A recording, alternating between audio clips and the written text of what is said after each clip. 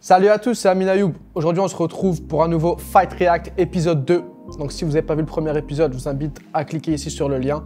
Aujourd'hui, je suis accompagné de mon ami Moha et aujourd'hui, on va faire un débrief sur un combat assez spécial car il s'agit aujourd'hui de mon premier combat contre Youssef Webe. Je dis mon premier combat en effet parce qu'il y en a eu deux et aujourd'hui, on débrief sur le premier fight.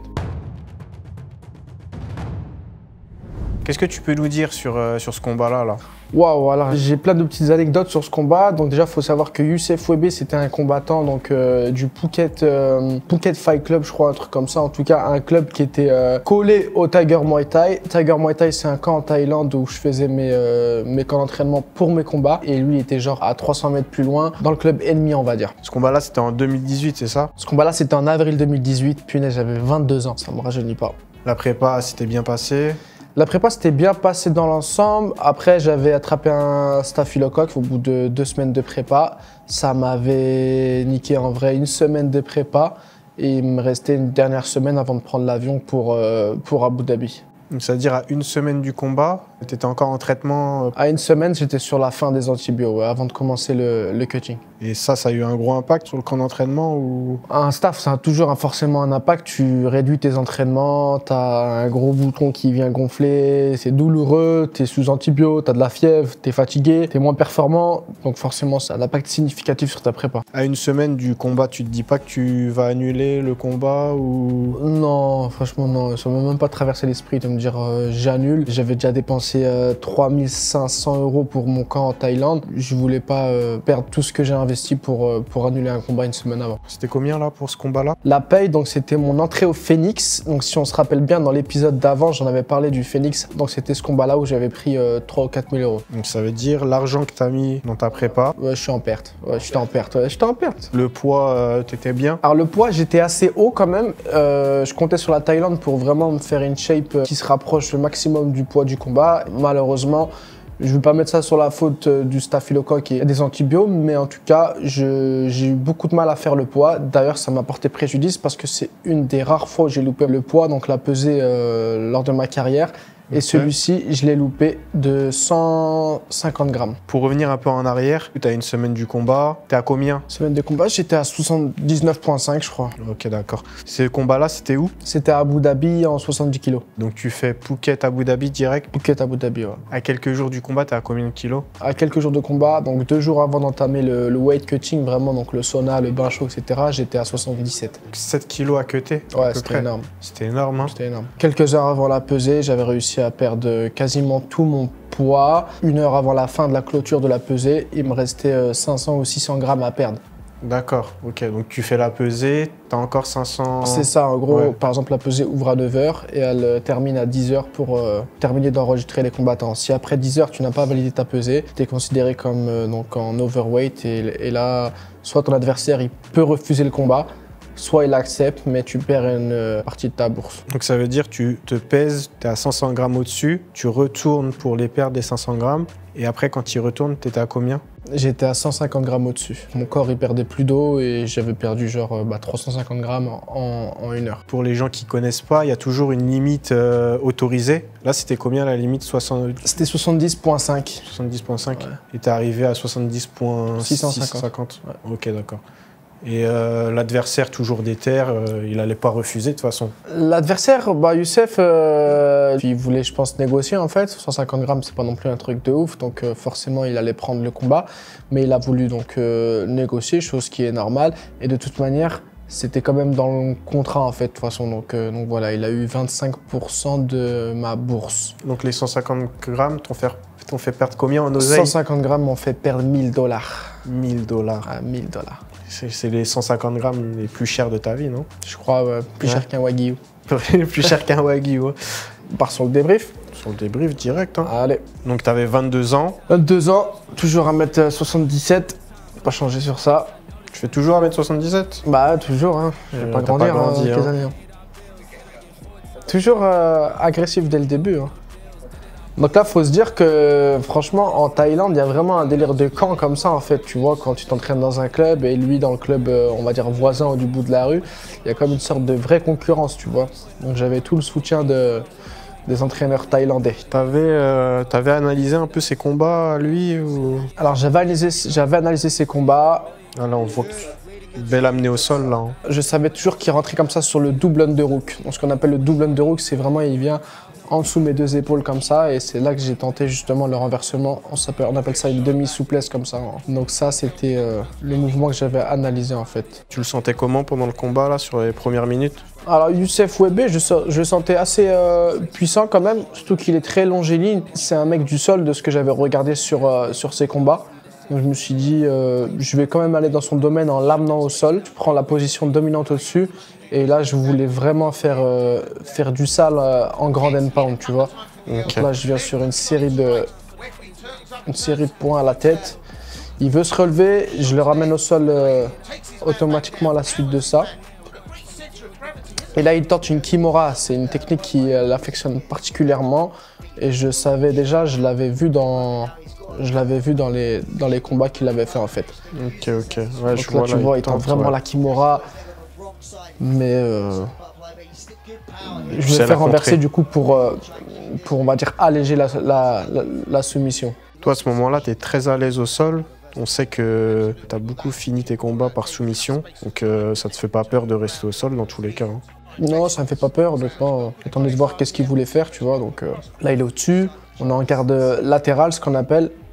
Et là, je vais essayer, je pense, de vite exploser pour sortir de cette situation qui est quand même assez désagréable. Là, on voit que tu essayes d'exploser, de te retourner, mais il bloque bien au sol. Ouais, il avait un bon niveau au sol. Sur Youssef, en plus, Youssef, c'est devenu un ami à toi. Il m'a invité à Bali pour faire un camp d'entraînement, vu que maintenant il est coach là-bas, donc au Soma Fight Club. J'y suis allé 2 fois. Et la première fois qu'il m'a invité, ça faisait peut-être 4-5 ans que je l'avais pas vu, donc depuis notre dernier combat. Et franchement, un homme en or. Là, on voit que tu te relèves, le coude. Là, le travail de coude, il commençait. C'est le moment où j'ai perdu du temps au sol. Je voulais vraiment rattraper le temps perdu. Et c'est là où j'ai un peu accéléré. Il m'amène au sol, donc ce qui fait que je suis peut-être en route pour perdre le round d'ailleurs. Et donc là, je me dis, mince, faut peut-être se réveiller quoi, et reprendre contrôle du combat. Là, il reste moins d'1 minute. À ce moment-là, tu te dis que tu es en train de perdre le round ou alors tu penses à autre chose? Je me dis pas je perds le round, en tout cas je pense pas, mais je me dis faut faire quelque chose, faut accélérer pour gagner ce round. D'ailleurs, il y a une anecdote de ouf, je suis en train de voir mon genou, il était gratté. Et je me souviens qu'en Thaïlande, j'avais fait une chute en scooter au même moment. Oh là là, là le Jujigatame. Donc, oh là là, le bras élastique. Élastique, ça m'a choqué. Mais il a eu mal hein, ce jour-là. Je lui ai reposé la question en fait quelques mois après. Et c'est vrai qu'il avait eu mal sur la torsion de bras. Mais franchement, j'ai jamais vu quelqu'un d'aussi élastique. J'ai mis toute ma force pour lui casser le bras et il n'a pas tapé. On voit, il tente... Là, il tente une guillotine pour finir le round. Et je renverse sur la fin. Okay. Incroyable. Je te parlais de la petite anecdote quand j'étais tombé en scooter juste avant de partir pour Abu Dhabi, donc quand j'étais encore en Thaïlande. J'étais avec un pote à moi, donc très connu du circuit français, Iles Giroun, un des combattants dans le top français en moins de 66 kilos. Et on était en Thaïlande, il m'a dit « Amine, t'inquiète, monte derrière moi et tout, derrière le scooter. Genre moi je conduis des bécanes en France et tout. » Et je suis monté derrière et on était parti à la plage, etc. Bref, on rentrait donc vers Patong. Et à un moment, on prend un virage, il y a des graviers par terre et tu sais, lui, il se baisse comme en bécane en vrai, alors qu'on était en petite choupette, en petit scooter. On tombe par terre, je m'éclate par terre, lui aussi, mesquine, il se fait hyper mal. Et ça, à combien de temps du combat? C'était à 10 jours du combat. 10 jours du combat. 10 jours du combat. 10 jours du combat, staphylocoque plus accident. Ouais. Ah ouais. Mais ça va, c'était pas un accident de ouf. Ouais. Je m'étais râpé un peu sur les côtés, mais ça va, c'était rien. Deuxième round. En plus, on voit que l'arbitre, c'est Marc Godard. Marc Godard, ouais. C'était tes premiers combats, ça. Hein. L'ancien Guy. Marc Godard, punaise, il est là depuis longtemps, lui aussi. Hein. C'est devenu un poteau maintenant, hein, le Marcus. Voilà, travail de coude qui commence, la pluie, la salade de coude, c'est clairement ce qui m'a ouvert les portes, on va dire, du combat. Ça l'a ouvert aussi lui. Ça l'a ouvert lui, mais ça m'a ouvert les portes, on va dire, dans ce combat pour la suite qu'on va voir juste après. On voit que tu as envie de finaliser en grade and pound.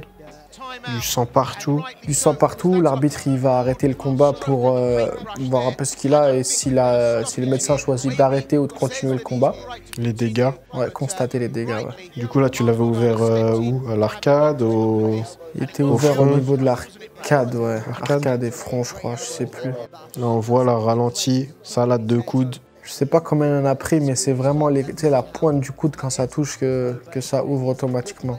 Toi, quand tu vois ça, tu te dis quoi? Tu te dis, ça y est, c'est presque gagné ou... Ah non, moi je me dis, j'espère qu'on va reprendre, tu vois. Finir le taf. En plus, l'arbitre il fait repartir au sol, tu vois, donc dans la même position qu'il nous a arrêtés. Ok, donc tu vas essayer de continuer sur... Ah là, je me dis, ça y est, faut continuer le même taf. Donc là, on voit qu'il essaie de te bloquer pour pas se prendre une salade de coude. Ouais. Toi, tu essayes de mettre la distance. Moi, j'essaie de me créer un peu de distance, on va dire, pour pouvoir avoir une distance de frappe, quoi, pouvoir frapper, être à l'aise. Je pars sur une guillotine il va sortir. Est-ce que le fait qu'il y ait du sang, ça te faisait glisser, du coup c'était assez compliqué, c'est ça? Ça faisait glisser de haut, surtout sur cette bâche blanche là, en plus elle était vraiment très glissante et avec le sang c'est encore pire. Et le renversement, voilà, là j'ai vraiment capitalisé sur cette action, donc du renversement pour frapper, prendre le dos, partir sur ce qu'on appelle un rear naked choke, donc étranglement arrière. Il veut pas taper et pourtant je serre. Hein. Je serre, franchement j'essaie de serrer, bam, ça glisse avec le sang, je le prends en contrôle de triangle au niveau des hanches, je serre encore plus fort. Là, ça glisse, il enlève, là c'est bon, là je l'ai bien, je serre. Oh, il enlève encore la main, punaise. J'essaie de la voir, voilà, et là il tape. Oh là là, plein de sang partout. On finit dans un petit bain de sang. Ouais. La boucherie. T'aimes bien la boucherie, toi? J'aime bien la boucherie, ouais. Franchement, terrible, belle de sensation. Ça puait le sang sur mon corps. Mais franchement, j'étais content de ça. En fait. Ouais, belle soumission, ouais, beau cool. Taf. On peut dire que la salade de coude, c'est ce qui a engendré un peu Ça a changé la physionomie du combat. Ça a changé totalement la physionomie du combat. Franchement, ça t'offre des opportunités par la suite, tu vois. Donc déjà, ça crée une certaine peur dans le cerveau de ton adversaire. La vue du sang, tout le monde ne l'accepte pas, tu vois. Et tu te dis, mince, je suis ouvert. Le médecin peut vite arrêter, donc il faut aussi que je finisse le combat, tu vois. L'adversaire, il se dit ça, donc le fait qu'il se dise ça, ça amène à créer des erreurs. Bête de combat, hein. Sachant que l'histoire est belle parce que maintenant, c'est devenu ton poteau. Donc salade de coude, un futur poteau. Ouais, exactement, ouais. Est-ce que tu as un message pour Youssef? Ouais, salade de coude, bah maintenant c'est mon ami, tu vois. So Youssef, when you will see this message, I love you so much, brother. You are in my heart, and I hope to come back in Bali very soon to make a training again with you and all the team. T'es fou, je l'aime trop, il est vraiment gentil, il m'a vraiment bien accueilli à Bali et il m'a fait une préparation pour mon combat contre c'était qui déjà? C'était contre Riley Soudela, le premier combat contre Riley Soudela. Il m'a fait une bête de préparation. J'étais au Soma Fight Club, donc avec toute l'équipe là-bas, Mike et les autres coachs. Franchement, bête de mec, rien à dire, c'est un mec en or. Et surtout que je l'ai affronté donc une deuxième fois, peut-être dans un troisième épisode Ouais, suspense. Qu'on ferait un petit Fight React numéro 3, mais voilà. Ouais, lui il a arrêté il a arrêté sa carrière et maintenant il se consacre à entraîner, c'est ça? Ouais, ça y est, il a arrêté sa carrière. Maintenant, il a construit une petite villa à Bali. Et il fait les coachings au Soma Fight Club et il vient d'avoir un enfant. Bon, bah, prochain épisode très prochainement. On sait pas encore quel... On va réfléchir. Donc n'hésitez pas à nous dire en commentaire sur lequel de mes combats vous aimeriez que je réagisse. Likez la vidéo, abonnez-vous, activez la cloche et partagez autour de vous.